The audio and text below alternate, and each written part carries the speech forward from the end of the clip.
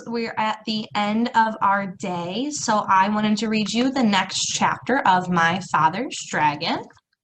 So we read chapter 3 yesterday, so we are going to be at chapter 4 today. I really should get a bookmark though, I'll be honest. All right, chapter 4. My father finds the river. The jungle just beyond a narrow strip of beach. Thick, dark, damp, scary jungle. My father hardly knew where to go, so he crawled under a wahoo bush to think. He ate tangerines. The first thing to do, he decided, was to find the river because the dragon was tied to it somewhere along its bank.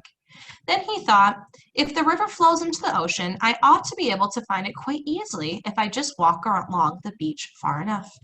So my father walked until the sun rose, and he was quite far from the ocean rocks. It was dangerous to stay near them because they might be guarded in the daytime. He found a clump of tall grass and sat down. He took off his rubber boots and ate 3 more tangerines. He could have eaten 12, but he hadn't seen any tangerines on this island, and he couldn't risk running out of something to eat.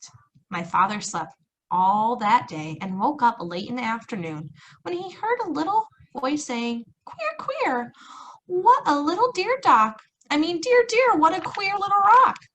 My father saw a tiny paw rubbing itself on his knapsack. He lay very still as a mouse, for it was a mouse.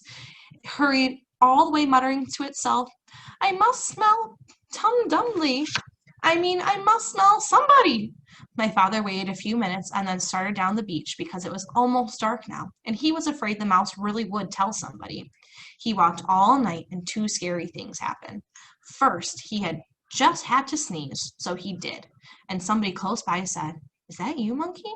My father said, "Yes." Then the voice said, "You must have something on your back, Monkey." My father said yes, because he did. He had his knapsack on his back. "What do you have on your back, Monkey?" asked the voice. So here's him eating all the tangerines, and then here's the little mouse that was on his back. My father did not know what to say, because what would a monkey have on its back?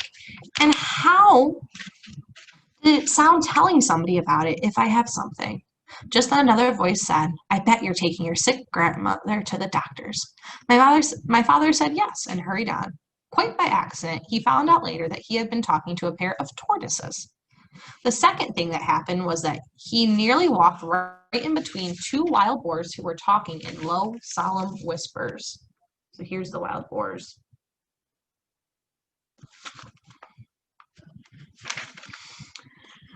When he first saw the dark shapes, he thought they were boulders. Just in time, he heard one of them say, "These are 3 signs of a recent invasion. First, fresh tangerine peels were found under the wahoo bush near the ocean rocks. Second, a mouse reported an extraordinary rock some distance from the ocean rocks, which upon further investigation simply wasn't there.